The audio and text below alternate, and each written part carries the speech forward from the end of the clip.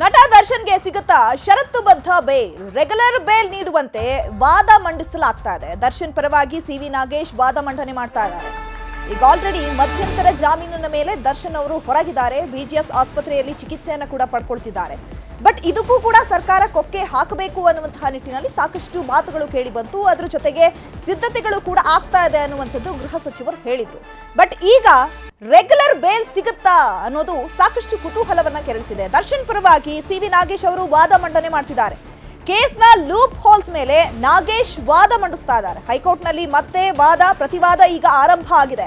ಕುತೂಹಲ ಮೂಡಿಸಿದ ಕೋರ್ಟ್ ನಿರ್ಧಾರ, ಯಾವ ರೀತಿಯಾಗಿ ಕೋರ್ಟ್ ನಿರ್ಧಾರವನ್ನ ತೆಗೆದುಕೊಳ್ಳಬಹುದು, ಅಥವಾ ರೆಗ್ಯುಲರ್ ಬೇಲ್ ಏನಾದರೂ ಕೊಡುತ್ತಾ, ಅಥವಾ ಮತ್ತೆ ಏನಾದರೂ ಕಂಟಿನ್ಯೂ ಆಗುತ್ತಾ ಅನ್ನುವಂಥದ್ದು ಸಾಕಷ್ಟು ಕ್ಯೂರಿಯಾಸಿಟಿಯನ್ನ ಹುಟ್ಟು ಹಾಕಿಸಿರುವಂಥದ್ದು. ಯಾಕಂದ್ರೆ ಈಗ ಈ ರೇಣುಕಾಸ್ವಾಮಿ ಕೊಲೆ ಕೇಸ್ನಲ್ಲಿ ಈಗ ಆಲ್ರೆಡಿ ದರ್ಶನ್ ಅಭಿಮಾನಿ ಸಂಘದ ಅಧ್ಯಕ್ಷರಾಗಿರುವಂತಹ ಒಬ್ಬ ಈ ಕೊಲೆಯನ್ನ ಮಾಡಿರೋದು ಅನ್ನುವಂಥದ್ದು ಮೇಲ್ನೋಟಕ್ಕೆ ಈಗ ಕಂಡು ಬರ್ತಾ ಇದೆ. ಅದು ಕೂಡ ವಾದ ಆಗಿರುವಂಥದ್ದು ಕೋರ್ಟ್ನಲ್ಲಿ. ಬಟ್ ಈಗ ನಟ ದರ್ಶನ್ಗೆ ಸಿಗುತ್ತಾ ಷರತ್ತುಬದ್ಧ ಬೇಲ್?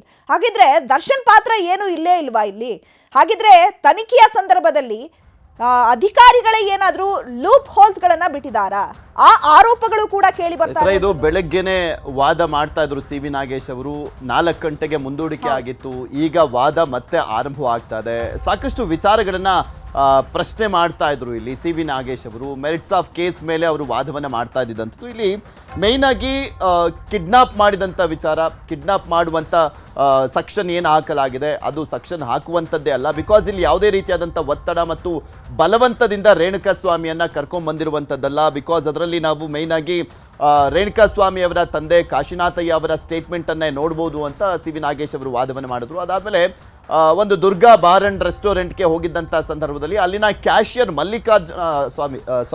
ಮಂಜುನಾಥ್ ಅನ್ನುವಂಥವರ ಸ್ಟೇಟ್ಮೆಂಟನ್ನು ಕೂಡ ಉಲ್ಲೇಖವನ್ನು ಮಾಡ್ತಾ ಇದ್ರು ಸಿವಿ ನಾಗೇಶ್ ಅವರು. ಅಲ್ಲೂ ಕೂಡ ಅಷ್ಟೇ ಪೊಲೀಸರು ಕೇಳಿದ್ದಕ್ಕೆ ಆನ್ಸರ್ ಮಾಡಿದ್ದಾರೆ. ಬಿಟ್ರೆ ರೇಣುಕಾಸ್ವಾಮಿ ಯಾರು ಅನ್ನುವಂಥದ್ದೇ ಗೊತ್ತಿಲ್ಲ. ಮಂಜುನಾಥ್ ಅವರ ಸ್ಟೇಟ್ಮೆಂಟಲ್ಲಿ ಅದಿದೆ ಅನ್ನುವಂಥದ್ದನ್ನು ಕೂಡ ಸಿವಿ ನಾಗೇಶ್ ಅವರು ಹೇಳ್ತಾ ಇದ್ರು. ಇಲ್ಲಿ ಮೇಯ್ನಾಗಿ ಸೆಕ್ಷನ್ 355 ಅಂದರೆ ಅದು ಆ ಸೆಕ್ಷನ್ ಏನಕ್ಕೆ ಅಂತ ನೋಡೋದಾದ್ರೆ ಮೇಯ್ನ್ ಆಗಿ ಉದ್ದೇಶಪೂರ್ವಕವಾಗಿ ಯಾವುದಾದ್ರೂ ಅಪರಾಧವನ್ನ ಮಾಡಲಾಗಿದೆಯಾ ಅನ್ನುವಂಥ ಕಾರಣಕ್ಕೋಸ್ಕರ ಆ ಒಂದು ಸೆಕ್ಷನ್ ಅನ್ನು ಉಲ್ಲೇಖ ಮಾಡಲಾಗುತ್ತೆ. ಸೆಕ್ಷನ್ 355 CRPC ಸೆಕ್ಷನ್ 355 ಮತ್ತು ಒಂದು 201 ಸಾಕ್ಷ್ಯ ನಾಶದ ವಿಚಾರಕ್ಕೆ ಸಂಬಂಧಪಟ್ಟಂತೆ ಉಲ್ಲೇಖ ಮಾಡಲಾಗಿರುವಂಥ ಸೆಕ್ಷನ್ ಅದನ್ನು ಸೇರಿಸಲಾಗಿದೆ. ಬಿಕಾಸ್ ಅಂದರೆ ಕೊಲೆಯನ್ನ ಮಾಡಿ ಸಾಕ್ಷ್ಯ ನಾಶ ಮಾಡುವಂಥ ಪ್ರಯತ್ನ ಪಡಲಾಗಿತ್ತು ಅನ್ನುವಂಥದ್ರ ಬಗ್ಗೆ ಏನು ಪ್ರಕರಣ ದಾಖಲಾಗಿತ್ತು ಅದ್ರ ಮೇಲೂ ಕೂಡ ಸಿವಿ ನಾಗೇಶ್ ಅವರು ವಾದವನ್ನ ಮಂಡಿಸಿದ್ರು.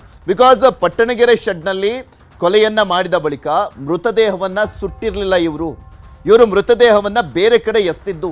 ಮೃತದೇಹವನ್ನ ಬೇರೆ ಕಡೆ ಎಸ್ದಂತ ಹಿನ್ನೆಲೆಯಲ್ಲಿ ಅಲ್ಲಿ ಸಾಕ್ಷಿ ನಾಶ ಅನ್ನುವಂಥದ್ದು ಹೇಗಾಗತ್ತೆ ಅಂತ ಕೂಡ ಸಿವಿ ನಾಗೇಶ್ ಅವರು ಪ್ರಶ್ನೆ ಮಾಡಿದ್ರು.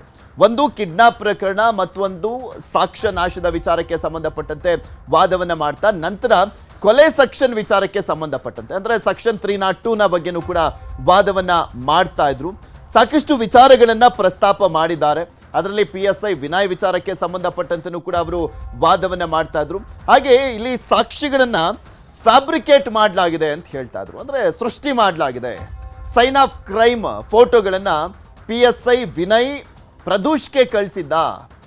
ಆ ವಿಚಾರಗಳು PSI ವಿನಯ್ ಫೋಟೋದಲ್ಲಿ ಇದ್ದಂಥ ಡೇಟಾವನ್ನ ಯಾಕೆ ರಿಕವರಿ ಮಾಡಿಲ್ಲ, ಅದರಲ್ಲಿ ಏನಿತ್ತು? ಯಾಕೆಂದ್ರೆ ಸಾಕಷ್ಟು ಬಾರಿ ಫೋಟೋಗಳನ್ನ ಕಳಿಸಲಾಗಿತ್ತು, ಚಾಟ್ ಮಾಡಲಾಗಿತ್ತು, ವಾಟ್ಸಪ್ ಕಾಲಲ್ಲಿ ಮಾತನಾಡಲಾಗಿತ್ತು. ಆದರೆ ಅದನ್ನು ಯಾಕೆ ರಿಟ್ರೀವ್ ಮಾಡಿಲ್ಲ ಅನ್ನುವಂಥ ಪ್ರಶ್ನೆಯನ್ನ ಕೂಡ ಸಿವಿ ನಾಗೇಶ್ ಅವರು ಮಾಡ್ತಾ ಇದ್ರು.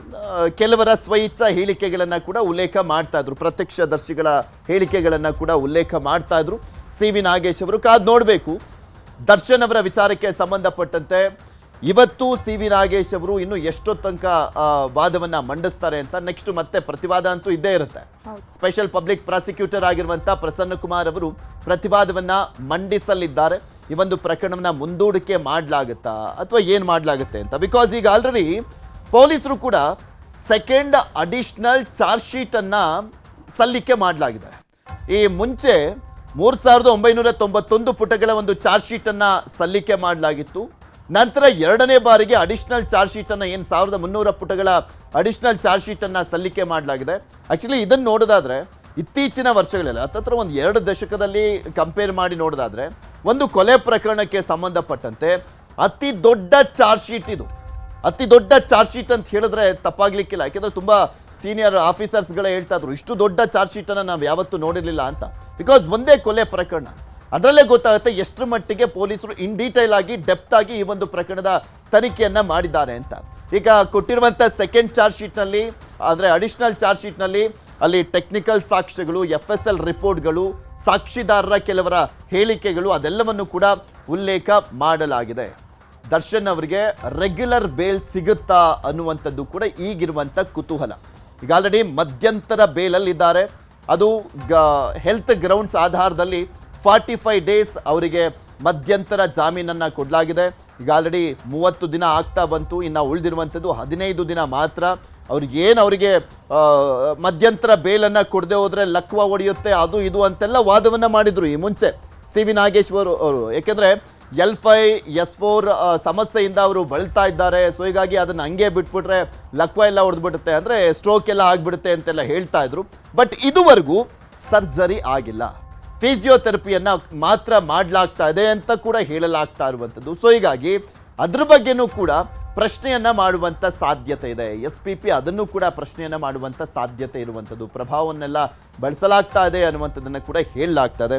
ಕಾದ್ ನೋಡಬೇಕು ಎಷ್ಟರ ಮಟ್ಟಿಗೆ ಇವರಿಗೆ ಈಗ ರೆಗ್ಯುಲರ್ ಬೇಲ್ ಸಿಗುತ್ತೆ ಅಂತ. ಬಿಕಾಸ್ ಮಧ್ಯಂತರ ಜಾಮೀನು ಮುಗಿದ ಮೇಲೆ ಸೀದಾ ಹೋಗ್ತಾ ಇರಬೇಕು ಜೈಲಿಗೆ. ಮತ್ತೆ ಅಕಸ್ಮಾತ್ ಏನಾದರೂ ಸರ್ಜರಿ ಆಗಿ ಇನ್ನೊಂದು 2-3 ತಿಂಗಳು ರೆಸ್ಟ್ ಕೊಡಬೇಕು ಅನ್ನುವಂಥ ನಿಟ್ಟಿನಲ್ಲಿ ಏನಾದರೂ ಡಾಕ್ಟ್ರು ಅಲ್ಲಿ ರಿಪೋರ್ಟನ್ನು ಕೊಟ್ಟಾಗ ಅದು ಎಕ್ಸ್ಟೆಂಡ್ ಆಗ್ಬೋದು.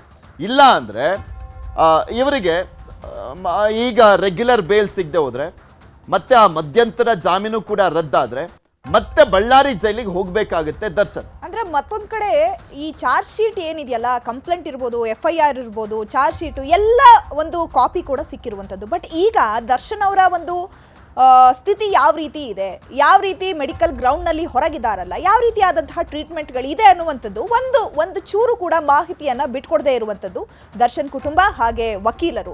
CV ನಾಗೇಶ್ ಅವರು ಮೊನ್ನೆ ತಾನೇ ಈ ದರ್ಶನ್ ಅವರ ಒಂದು ಹೆಲ್ತ್ ಬುಲೆಟಿನ್ ಅದು ಏನು ಮಾಹಿತಿ ಇದೆಯಲ್ಲ ಅದನ್ನು ಕೋರ್ಟ್ಗೂ ಕೂಡ ಸಬ್ಮಿಟ್ ಮಾಡಿದರು. ಬಟ್ ಏನು ಪ್ರಾಬ್ಲಮ್ ಇದೆ, ಅಥವಾ ಅವರೇನೋ ಫಿಸಿಯೋಥೆರಪಿ ತಗೊಳ್ತಿದ್ದಾರಾ, ಅಥವಾ ಅವ್ರಿಗೇನಾದರೂ ಸರ್ಜರಿ ಮಾಡಬೇಕು ಅಂತ ಹೇಳಿ ಬೇರೆ ಏನಾದರೂ ಟ್ರೀಟ್ಮೆಂಟನ್ನು ಕೊಡ್ತಿದ್ದಾರೆ, ಏನೂ ಕೂಡ ಮಾಹಿತಿ ಸಿಗದೇ ಇರುವಂಥದ್ದು. ಗೃಹ ಸಚಿವರು ಹೇಳಿದ್ರು, ಇಲ್ಲ ಈ ಒಂದು 45 ದಿನಗಳ ಮಧ್ಯಂತರ ಜಾಮೀನನ್ನು ಏನು ತಗೊಂಡಿದ್ದಾರಲ್ಲ, ಬಟ್ ಏನು ಕೂಡ ಅಪ್ಡೇಟ್ ಸಿಗ್ತಾ ಇಲ್ವಲ್ಲ, ಅದಕ್ಕೋಸ್ಕರ ನಾವು ಅದನ್ನು ಕ್ಯಾನ್ಸಲ್ ಮಾಡಿಸ್ಬೇಕು ಅನ್ನುವಂಥ ನಿಟ್ಟಿನಲ್ಲಿ ನಾವು ಕೂಡ ಸಿದ್ಧತೆಯನ್ನು ಮಾಡ್ತೀವಿ, ನೋಡೋಣ ಇನ್ನು ಮುಂದಿನ ದಿನಗಳಲ್ಲಾದರೂ ಅವರು ಆ ಮಾಹಿತಿಯನ್ನು ಬಿಟ್ಕೊಡ್ತಾರಾ ಅನ್ನುವಂಥದ್ದು ಕೂಡ ಚರ್ಚೆಗಳು ಆಗ್ತಾ ಇತ್ತು.